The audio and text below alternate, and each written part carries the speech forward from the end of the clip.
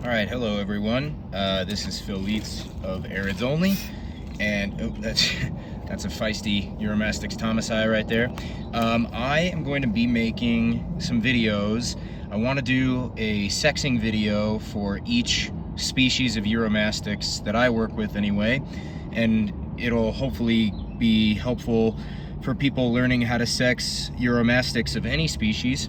But I just figured this would be really useful. It'd be a good tool to help some people and help folks who are either new to Uromastyx or help give some clarification as to why Uromastyx are a little bit difficult to sex and why they can be extra challenging, especially depending on the species.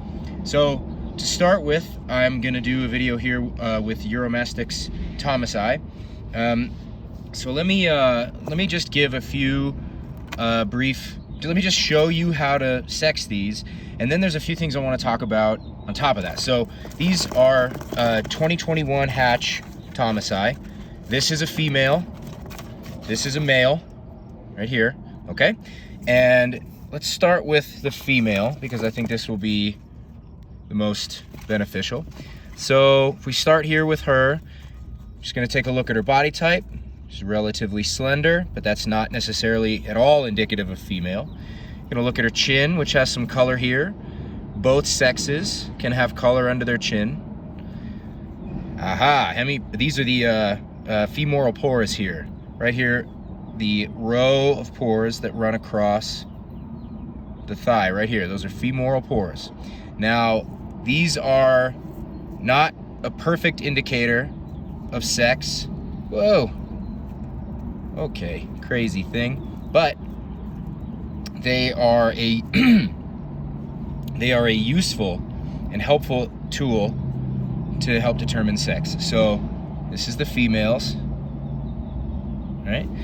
And then we're gonna look at hemipenal bulges here, and we're gonna gently lift the tail, and we're gonna see that there are really no bulges there, and you're looking for bulges right here. Nothing. Flat. Sometimes turning to the side can help reveal a little bit of bulging. We got nothing there. All right, so we can be reasonably confident that this is a female. Now let's take a look at the male. We can flip him over and we can see similar chin color. He is not happy about it.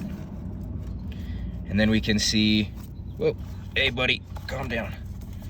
And then we can see these more pronounced pores here. Okay, and already you can see the bulges being revealed here past the vent. All right, so let's flip this up. Oh yeah, nice and easy. Big bulges right here, right there. That little dent in the middle. Turn it to the side if you need to see it a little more clearly. Very, very easy. Okay, so the reason I wanted to help make some of these videos is because I think it's useful for people to understand that you got to look at, sorry for the road noise, but you're generally trying to look at the primary sexual characteristics of each Euro, which is to say the hemipenal bulges, the pores. Those things are more primary to each sex, and I think that there's a trend for people to use secondary sexual characteristics as a sexing tool. Now, secondary sexual characteristics are going to be things like body type, head shape, tail shape, body structure, and overall color. So as an example, people will say, oh, male Uromastyx are more colorful. Unfortunately, that's not always true. Depending on the species, you can get individuals, excuse me, which are extremely colorful of both sexes. So in, say, Uromastyx nigroventris, ocellata, flavofasciata, in these species, both males and females are very, very colorful. So it's not useful to use color as a sexing tool, as your primary sexing tool. If you're going to use things like tail shape, head shape, body structure, color as a sexing tool, you're going to want to do it with many animals to compare. Now, it helps in general to have many animals to compare because even, you know, again, depending on the species, sexes are going to be more or less sexually dimorphic. So, for example, with things such as Uromastyx ornata, you're going to have, on average, a greater disparity visually between the sexes. Males are going to be much more sexually dimorphic compared to females, but it's not, again, it's not cut and dry. But when you have a species such as Uromastyx nigroventris, which is the Moroccan Uromastyx, those ones actually are not very sexually dimorphic at all, and both sexes have very, very bright color. And both sexes can have hemipenal bulges. Both sexes have femoral pores. I mean, it's very difficult to use even the standard sexing mechanisms for some species of Uromastyx, and it can be very helpful to have mature animals when you're working with this. So just as a brief example to show what I'm talking about here, I've got a little baby. This one was hatched here this year, and you can see it's substantially smaller than both of these. But on babies at this size and age, the same sexing characteristics that I was showing you, for example, looking for bulges underneath the tail and looking for pores here, all of this is actually not going to be terribly useful for animals at this size, because they all look very, very similar at this age. Both males and females, all the babies look very, very similar at this age and size. So it is going to be useful to have mature animals, or oh great, he's taking a big old dump here, very good. Or you're looking to have you know, as many animals as possible to compare. All right, so that's kind of the idea.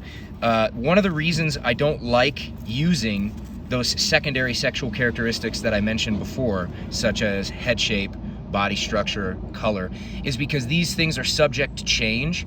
Especially the younger the animal is, the more likely those traits are to change, and the more likely they are to present you with a lot of confusion. It's not until animals reach around this size, a little bit larger, okay, that those characteristics start to become more useful and more pronounced. Now, it's again, this varies a little bit based on species, but it's a very I basically am trying to suggest that you're better off looking for the more foundational sexual differences, because that's those kinds of traits are very rarely going to let you down. Again, it depends a little bit on species, but they're not going to let you down in the same way that belly color and overall color and head shape and tail shape, that stuff's going to let you down all the time. So I would recommend that you don't use those. So anyway, this is a little bit short, but hopefully, oh, sorry about the turd again, hopefully this is helpful to help you understand the difference between male and female Uromastyx Thomasi.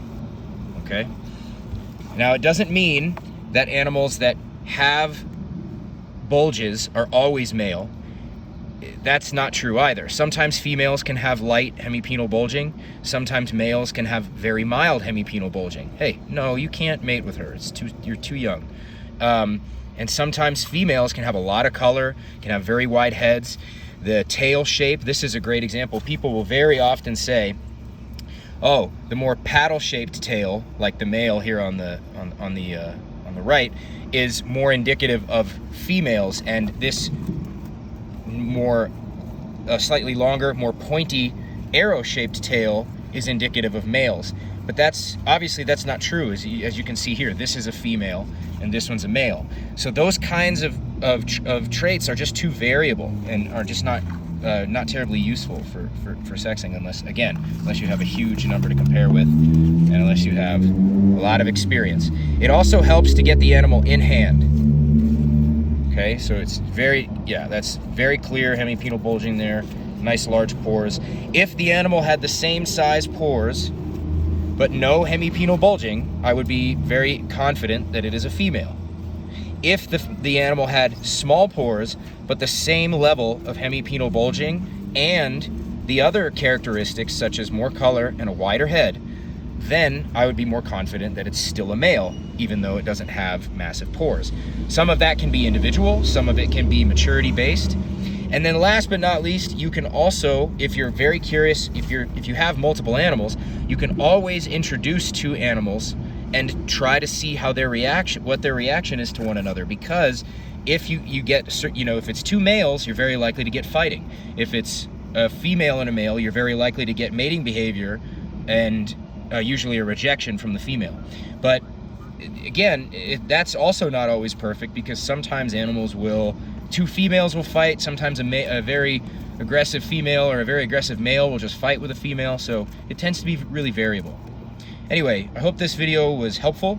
Please visit my Instagram @AridsOnly, and then I have a Patreon page. I'm Arids Only on Patreon, and there I post up a lot of care information. That's where I post my available animals first, and that's where I do a lot of one-on-one help and live Q&A sessions and things like this. So please go check that out if you can. And other than that, have fun out there working with these wild lizards, huh?